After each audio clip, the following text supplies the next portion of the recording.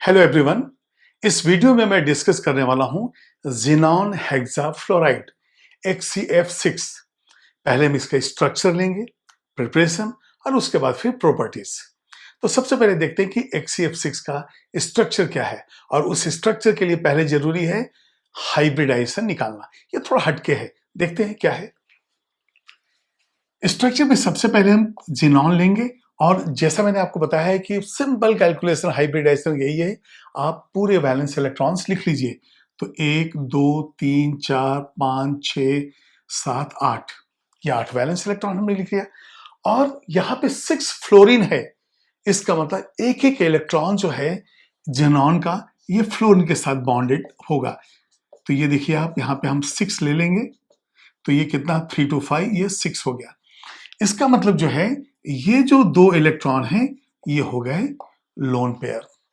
जितने items bonded उतना bond pair, जो बच गया है वो लोन पेयर। तो इसका मतलब हो गया कि यहां से आपके पास इंफॉर्मेशन क्या आया कि बॉन्ड पेयर कितना है, ये देखिए 6 है, और लोन पेयर कितना है, 1, एक लोन पेयर है। तो इलेक्ट्रॉन पेयर के लिए आपको दोनों को ऐड कर देना है। तो यहां पे हम लिखेंगे इलेक्ट्रॉन पेयर 6 एंड 1 7। और जैसे ही इलेक्ट्रॉन पेयर 7 आया तो हाइब्रिडाइजेशन अपने आप डिसाइड हो गया sp3d3, जिसमें 7 हाइब्रिड ऑर्बिटल्स बनेंगे। तो यहां पे पहले लिखेंगे हाइब्रिडाइजेशन, और ये हाइब्रिडाइजेशन हो जाएगा sp3d3। अब जब sp3d3 है और 7 हाइब्रिड ऑर्बिटल है तो इलेक्ट्रॉन पेयर ज्योमेट्री पहले लिखना पड़ेगा, और लोन पेयर की वजह से जो फाइनल जो रिजल्ट आएगा वो होगा शेप का। तो चलिए देखते हैं हम लोग। हाइब्रिडाइजेशन हो गया, इसके बाद इलेक्ट्रॉन पेयर ज्योमेट्री। अब इलेक्ट्रॉन पेयर ज्योमेट्री ये बताता है कि यदि लोन पेयर बॉन्ड पेयर सारे यदि अरेंज्ड हो तो कैसा ज्योमेट्री बनेगा। तो ये होता है पेंटागोनल बाय पिरामिडल। ये बिल्कुल आपको याद रखना है। एक होता है इलेक्ट्रॉन पेयर ज्योमेट्री और एक होता है शेप। तो electron pair geometry, lone pair bond pair सारे मिला के हमने देखा ये पेंटागोनल बाइपिरामिडल है। अब ये तो आपको मालूम है कि ज़ीनॉन जो है ग्राउंड स्टेट एक्साइटेड स्टेट अलग अलग लेंगे, तो वहां पे जो है नंबर ऑफ जो है बॉन्ड्स कैसे बनेंगे वो भी हम डिसाइड कर ही लेते हैं। तो यहां पे हम लिखेंगे, ये देखिए ये 5 जो है पेंटागोन के लिए हमने बना दिया। रेगुलर पेंटागोन में तो इक्वल साइजेस होंगे, 72 डिग्री होगा। तो सबसे पहले हमने यहां पे लिख दिया ज़ीनॉन, और यहां जो एक लोन पेयर है वो लोन पेयर एक्चुअली यहां पे है। ये देखिए यहां पे ये लोन पेयर हो गया, लोन पेयर। अब जो बॉन्ड्स हैं, अब देखिए हमारे पास 6 होने चाहिए, 2 3 4, और ये आपको मालूम है कि एक तो ऊपर होगा और एक नीचे होगा। ये 4 5 6 हो गया। ये अब जब ये 6 हमने अरेंज किया और यहां पे तो लोन पेयर है, इसका मतलब क्या हो गया, यहां से जो है एक्चुअली देखा जाए तो ये 4 फ्लोरीन है और एक ऊपर एक नीचे है, 6 है। तो उस हिसाब से ये डिस्टॉर्टेड ऑक्टाहेड्रल शेप आता है। अब पेंटागोनल तो रहा नहीं, क्योंकि 5th जो है ये एक लोन पेयर है। अब ये लोन पेयर की वजह से अब ये डिस्टॉर्टेड ऑक्टाहेड्रल कहलाएगा, और इसका दूसरा नाम है कैप्ट ऑक्टाहेड्रल। तो यहां पे हम लेंगे शेप, ये हो जाता है डिस्टॉर्टेड ऑक्टाहेड्रल। अब ये देखिए ना, 1 2 3 4, साइड तो 4 का हो गया, एक ऊपर एक नीचे है, लेकिन ये डिस्टॉर्टेड है क्योंकि स्क्वायर तो बेस है नहीं ना, तो इसलिए हो गया डिस्टॉर्टेड ऑक्टाहेड्रल। और दूसरा नाम जो है, जो अक्सर पूछा जाता है, ये है कैप्ट ऑक्टाहेड्रल।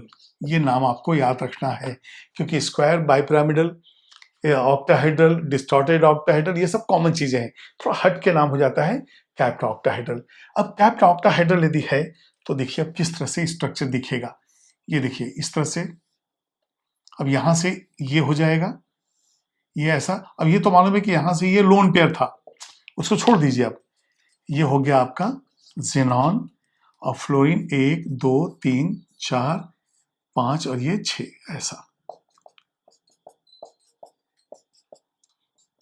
तो अब देखिए बेस जो है ना 4 साइड से बना हुआ है, ठीक है, स्क्वायर नहीं है, इसलिए ही तो हम इसको कहते हैं डिस्टॉर्टेड ऑक्टाहेड्रल या फिर कैप्टा ऑक्टाहेड्रल। ये जो है लोन पेयर है, ये हो गया लोन पेयर। अब हम देखते हैं मॉडल से हम कैसे एक्सप्लेन करते हैं। ये देखिए आप,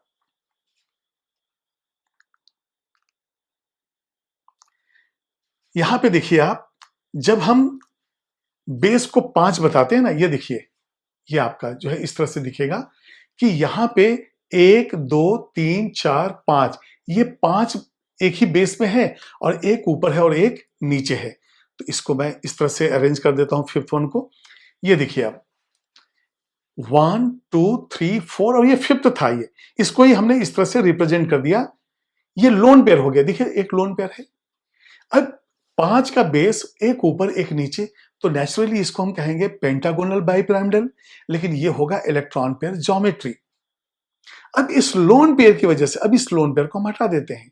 लोन पेयर को यदि हमने हटा दिया तो यहां पे जो है, ये देखिए, ये जो शेप होगा ये बिल्कुल स्क्वायर बेस नहीं होगा, थोड़ा सा डिस्ट्रक्शन इसमें रहेगा। बेस जो है डिस्ट्रक्शन रहेगा, इक्वल नहीं रहेंगे सारे साइड्स, और एक ऊपर एक नीचे है, इसलिए इस तरह से जो है हमें मिलेगा कैप्ड ऑक्टाहेड्रल या डिस्टॉर्टेड ऑक्टाहेड्रल। ये देखिए यहां पे ये डिस्ट्रक्शन आ गया है, ये बिल्कुल इक्वल जैसा नहीं है, तो ये कैप्ड ऑक्टाहेड्रल। और ये जो लोन पेयर था, ये देखिए ये लोन पेयर ऐसा था, एक लोन पेयर जो है हमने हाइब्रिड ऑर्बिटल का इधर लिया है। तो ये था स्ट्रक्चर ऑफ XCF6। अब आप इसका जो है स्क्रीनशॉट ले लीजिए या तो फिर वीडियो को पॉज करके इसको नोट कर लीजिए। अब हम XCF6 के प्रिपरेशन एंड प्रॉपर्टीज को देखते हैं। देखिए जेनॉन डाइफ्लोराइड, टेट्राफ्लोराइड, हेक्साफ्लोराइड, तीनों ही जो है जेनॉन और फ्लोरीन से हमने प्रोड्यूस किया है, लेकिन सबके कंडीशंस अलग अलग थे, कहीं प्रपोर्शन अलग है, कहीं टेम्परेचर अलग है। अब देखते हैं कि XCF6 के अंदर किस तरह से ये डिफरेंट है।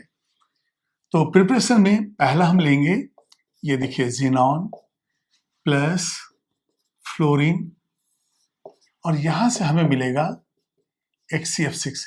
F6 है तो हमें 3 से मल्टीप्लाई करना पड़ेगा।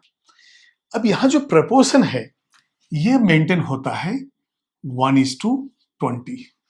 फ्लोरीन बहुत ज्यादा है क्योंकि रिक्वायरमेंट भी हमारा ज्यादा है। यहां पे आप देखेंगे हमारा टेम्परेचर कंडीशन जो है 300 डिग्री सेल्सियस है, प्रेशर जो है 50 एटमॉस्फेयर है, और हम निकल ट्यूब के अंदर इसको पास कर रहे हैं। अब निकल ट्यूब जो है ये खुद कैटलिस्ट के जैसा काम करेगा और यहाँ पे मिलेगा हमें XCF6। तो जहां भी मैंने निकल कैटलिस्ट लिया, मतलब निकल ट्यूब के अंदर हम गैसेस को पास करते हैं। तो ये हो गया फर्स्ट प्रिपरेशन।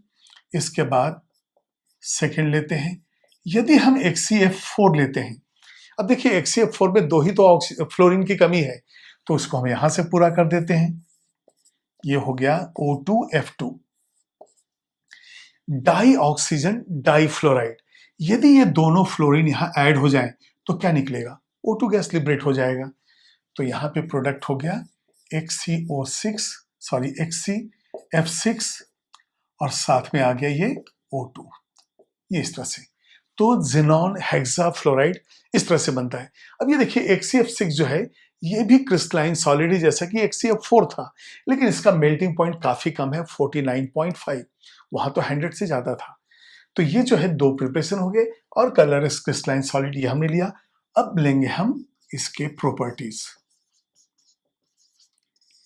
अब प्रॉपर्टीज में बिल्कुल कॉमन है, एक हम हाइड्रोजन का लेंगे रिएक्शन, एक वाटर का लेंगे SbF5 PF5। तो उसके लिए मैंने यहाँ पे लिस्ट बना दिया है, H2O H2 H2O, ये सब हम लोग देखते हैं। तो सबसे पहले देखते हैं कि रिएक्शन जो है हाइड्रोजन के साथ कैसा होता है। तो पहला हम लेंगे विथ हाइड्रोजन। अब देखिए हाइड्रोजन के साथ रिएक्ट करना है, ये हमारा है XCF6 प्लस H2। तो जैसे पहले रिएक्शंस में हुए हैं कि जेनॉन मिलेगा और फिर H2F2, तो ये हो जाएगा जेनॉन प्लस H2F2। अब देखिए फ्लोरीन कितना है यहाँ पे 6 है, हम 3 से मल्टीप्लाई करेंगे, 6 हाइड्रोजन हो गया, 3 से मल्टीप्लाई करेंगे, इस तरह से ये बैलेंस होगा विथ H2। अब जब हम वाटर लेंगे तो वाटर में 3 रिएक्शंस होते हैं, वो देखते हैं क्या है। बहुत ही इंपॉर्टेंट है ये विथ वाटर, इसको भी हम देखते हैं। यहां पे रिएक्शन में पहले हम लेंगे HCF6। अभी देखिए रिएक्शन में जो प्रोडक्ट बनता है वो नेक्स्ट रिएक्शन के लिए वो रिएक्टेंट हो जाता है, मतलब रिएक्शन फर्दर चलते जाता है। तो HCF6 प्लस H2O। यहां से हमें अब देखिए जब भी रिएक्शन होगा तो 2 फ्लोरीन जो है यहां पे चले जाएंगे और O यहां पे आ जाएगा और 2 हाइड्रोजन के साथ 2 फ्लोरीन, तो ये हो जाएगा HCOF4 प्लस H2F2। देखिए H2F2 HCOF4 हो गया। अब ये जो HCOF4 बना ये फिर रिएक्ट करेगा वाटर के साथ, तो एक ऑक्सीजन यहां ऐड हो जाएगा। और देखिए ऑक्सीजन एक हो वो तो 2 फ्लोरीन के बराबर है वैलेंसी के मामले में, तो यहां पे 2 फ्लोरीन को हटा देंगे, एक ऑक्सीजन को ऐड कर देंगे। तो अब यहां जो प्रोडक्ट बनेगा ये होगा HCOO हो गया O2 और ये हो जाएगा F2 प्लस ये 2 हाइड्रोजन और जो 2 फ्लोरीन बचा है वो हो जाएगा 2HF। इसको मैं थोड़ा डार्क कर देता हूं, शायद यहां लाइट कम पड़े। ये देखिए 2HF हो गया। अभी भी रिएक्शन रुकेगा नहीं, क्योंकि जब तक कि फ्लोरीन निकल ना जाए तब तक रिएक्शन होते जाएगा। अब ये बताइए यहां से फिर से हमने वाटर लिया, तो आपको मालूम है कि एक ऑक्सीजन को ऐड करना है तो 2 फ्लोरीन निकाल देना है, मतलब अब फ्लोरीन यहां से चला गया, तो बचेगा क्या, HCO2 और एक ऑक्सीजन और आ जाएगा, तो ये हो जाएगा HCO3। ओहो ये तो एक्सप्लोसिव है, ये HCO3, बिल्कुल डर के रहना है हमें। ये हाईली अनस्टेबल कंपाउंड है, जैसे नाइट्रोजन में NCl3 हाईली अनस्टेबल था, NH3.Ni3 अनस्टेबल था, ऐसे ये HCO3 अनस्टेबल है, हाईली एक्सप्लोसिव है। तो साथ में और क्या बनेगा, ये हो जाएगा HF, या आपको आप यहां पे जो है H2F2 भी लिख सकते हैं आप, H2F2 क्योंकि लिक्विड में ये H2F2 के फॉर्म में होता है। तो ये जो है हाईली अनस्टेबल, तो ये हो जाएगा एक्सप्लोसिव। ये जो HCO3 है वो एक्सप्लोसिव है। तो इस तरह से वाटर के साथ 3 रिएक्शन हो गए, लेकिन जैसे जैसे प्रोडक्ट वाटर के साथ रिएक्ट करते गया फाइनली जो है HCO3। तो कई बार एग्जाम में पूछा जाता है कि what is the product when HCF4 and HCF6 are hydrolysed. तो फाइनल प्रोडक्ट तो HCO3 ही है, लेकिन यदि आपके ऑप्शन में HCO3 नहीं है, ये है, तो ये दोनों ही प्रोडक्ट तो बनते हैं। तो as per your requirement of the question you have to go for the option. वैसे फाइनली यदि पूछेंगे तो आंसर होता है HCO3। तो ये जो है वाटर के साथ हो गया। अब हम लेंगे ASF5 एंड SBF5 के साथ। अब नेक्स्ट रिएक्शन में ले रहा हूं विथ फ्लोराइड्स, जिनॉन हेक्साफ्लोराइड, ये ऑलरेडी फ्लोराइड है। अब जब ये दूसरे फ्लोराइड के साथ रिएक्ट करेगा तो रिएक्शन बिल्कुल वैसे ही जैसे HCF4 के केस में था। तो इसके लिए मैं यहां पे 4 फ्लोराइड लूंगा, SBF5, ASF5 और थर्ड ग्रुप से एक हम ले लेते हैं बोरॉन ट्राइफ्लोराइड और एक हाइड्रोजन फ्लोराइड। तीनों ही केस में एक फ्लोरीन जो है प्रोवाइड करेगा HCF6। देखते हैं रिएक्शन क्या होगा। पहला रिएक्शन होगा HCF6 प्लस SBF5। अब बताइए यहां से एक चला गया तो क्या हो जाएगा, ये HCF5 और इस आयन के ऊपर चार्ज हो जाएगा प्लस, और दूसरा जो है SBF6 ये हो जाएगा माइनस। अब फ्लोरीन का लॉस है तो एक पॉजिटिव चार्ज हो गया, वहां गेन है तो निगेटिव चार्ज हो गया। सेकेंड इक्वेशन देखेंगे हम, बिल्कुल इसके जैसा ही रहेगा, HCF6 प्लस ये ASF5 लिया आर्सेनिक पेंटाफ्लोराइड, और यहां भी ऐसे ही HCF5 ये प्लस हो जाएगा और आर्सेनिक का जो है ये आयन बन जाएगा ASF6 माइनस। सारी रिएक्शन एक जैसी ही हैं। अब मैं थर्ड लेता हूं BF3, ये देखिए HCF6 प्लस बोरॉन ट्राइफ्लोराइड। अब यहां से एक फ्लोरीन गया तो फिर से वही HCF5 जिसके ऊपर होगा चार्ज प्लस और यहां पे बन जाएगा BF4 माइनस। अब देखिए इसमें जो है यहाँ पे हाइब्रिडाइजेशन भी चेंज हो जा रहा है। BF3 था तो sp2 था, BF4 माइनस बना तो sp3 हो गया। ठीक है, अब हम लेंगे फोर्थ वन HCF6 और यहां पे रिएक्शन होगा HF के साथ। फिर से वही HCF5 प्लस और यहां पे हो जाएगा अब HF2 माइनस। तो इस तरह से जो है फ्लोराइड के साथ हम रिएक्शन ले लेते हैं। अब हम देखेंगे HCF6 का जो ऑक्सीडाइजिंग प्रॉपर्टी है उसके लिए मैं ले रहा हूं HCl और NH3, दोनों के अलग अलग रिएक्शन होंगे।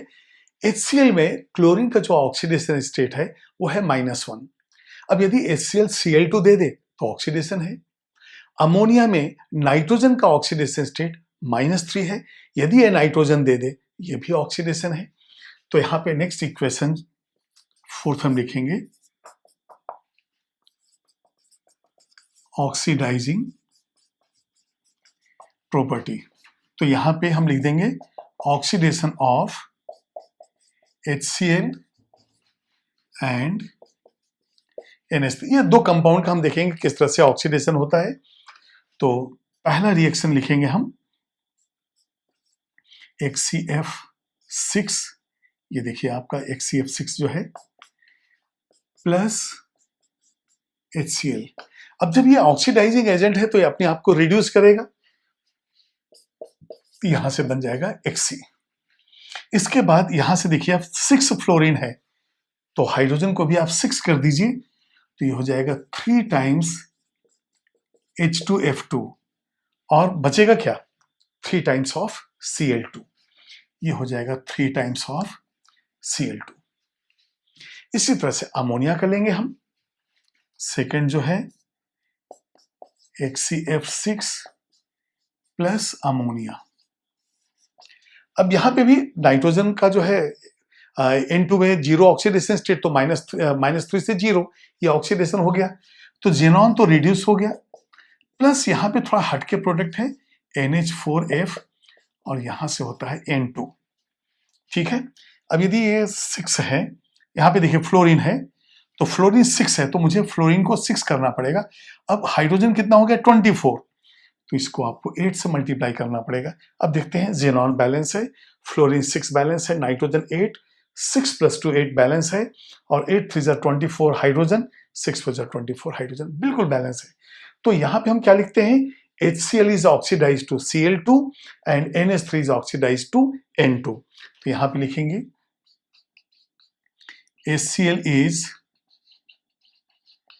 oxidized to Cl2 and NH3 is oxidized to N2, ये आप इसको लिख लीजिए। उसके बाद फिर हमारे पास जो है एक SiO2 का रिएक्शन है जो बहुत ही इंपॉर्टेंट है, क्योंकि ग्लास कंटेनर के अंदर यदि हम HCF6 का रखेंगे तो वहां भी ग्लास डिसॉल्व हो जाता है। उसमें कौन सा रिएक्शन है, लास्ट इक्वेशन SiO2 जो ग्लास के अंदर है उसके साथ। अब हम देखेंगे कि HCF6 का SiO2 के साथ क्या रिएक्शन है।